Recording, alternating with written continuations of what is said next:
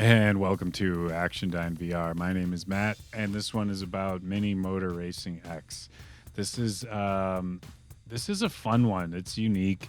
It wasn't what I wanted. It's not what I was looking for. I was definitely looking for more like a driving like racing sim in VR, and this was the first thing I got, and I was a little disappointed because it wasn't what I was hoping for, but it is still good. It's good in its own little ways. So a little bit about this one. This one isn't very expensive. It sells for $14.99. Um, they give it a comfortable rating, which I don't think I necessarily agree with that whatsoever.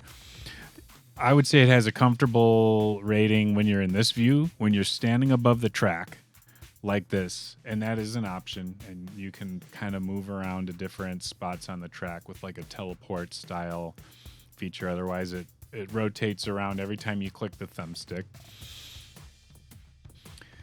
But when you get in the car, and we'll see that in just a second, it's definitely getting inside of the car is definitely intense. Absolutely 100%.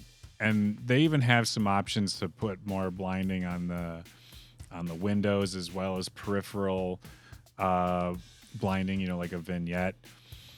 But then there's this view where you're sort of hovering above the car, and I actually found that to be like more on like the moderate level for comfort.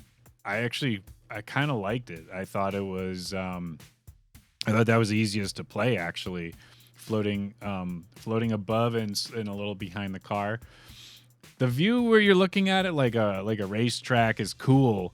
Everything looks really good, but it's hard because you're not just holding down the thing like a slot car race. You have to steer it, and I ended up getting the car stuck underneath a bridge or something. I couldn't see it, so I had to go in the car to drive out. So it just didn't seem to work too well. So as you can see, like this is like the view I liked the best in this game, above and behind the car.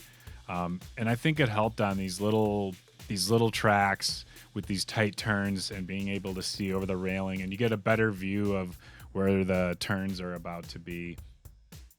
And as you can see here, I'm looking in the settings, the different options. So there's those are for the controls.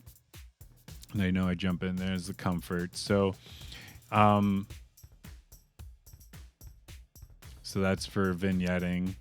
So you can, looks like I have the smoothing turned on.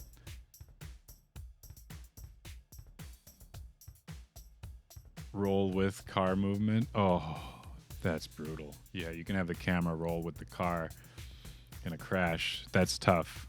That's that's like Puke City. This game has single player, multiplayer, and cooperative. And you can play in any configuration. I don't know, why would you want to play a game like this in room scale or run around the room while you're trying to drive this thing? I mean, I guess if you're able to, have at it. You go get them. That's awesome. So this game has varying degrees of like a visual anchor, as you can see, like you can be like in the car, but I didn't think that helped at all.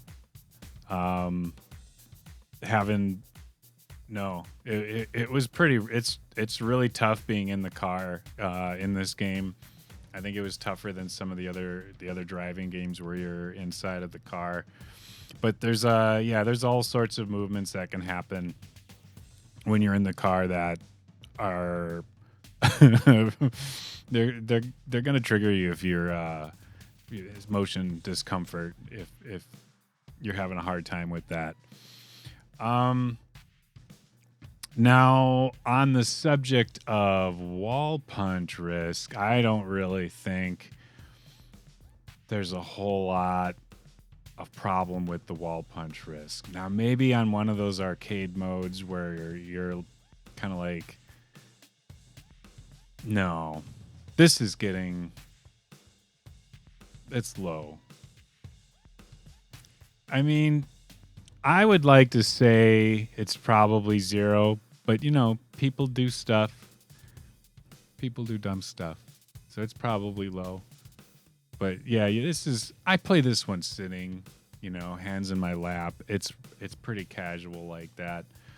I think if this game were any more expensive, I would absolutely not recommend it, but because it is not a bad price at all, even if you only use a little portion of the game, I do think that that is worth it. We'll get this graphic off of there. But if you do like that graphic, we also have these shirts at actiondyneindustries.com. And we'll tuck that away. It's, I don't know. I played it a little bit, you know, a couple times on my own. There are a lot of like game modes though, like different arcade modes, and I'm actually going to do another separate video on one of those in particular.